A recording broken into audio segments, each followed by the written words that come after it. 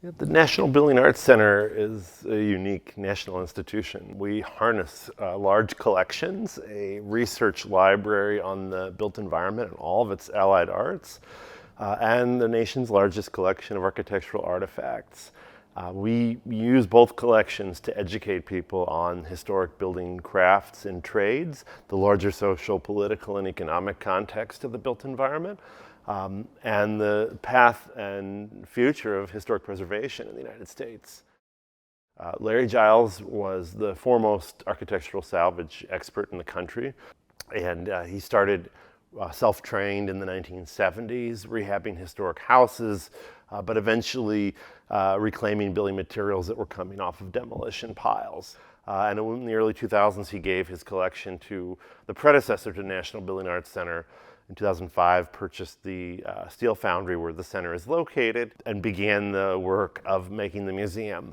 He created a one-of-a-kind museum facility here, and before his death in 2021, had finished building the library, had done a lot of major structural work and repair work on the foundry buildings, and set everything up to where we are today, where National Building Arts Center now has public access to the library, and to some of the collections through tours and special events.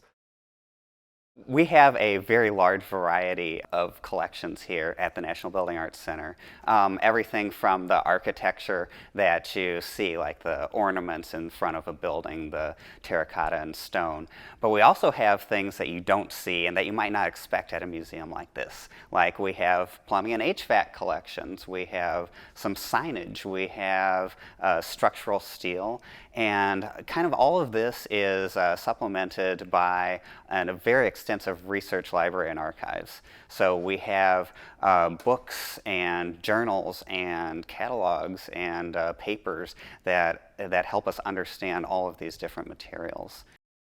Here at National Building Arts Center, our longest term goal is to transform our beautiful large steel casting shed into a state-of-the-art museum facility. Now that is a 20 to 25 year process. In the medium term, we are working on other endeavors. Again, expanding access, increasing visibility and awareness of the library, trying to connect our collections to preservation and trade schools all over the country. There's a lot of people who don't even know we exist or don't know that you can come here 5 days a week.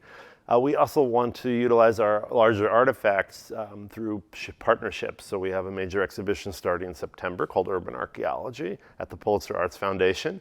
We started public tours in the fall of 2021, second Saturday of each month.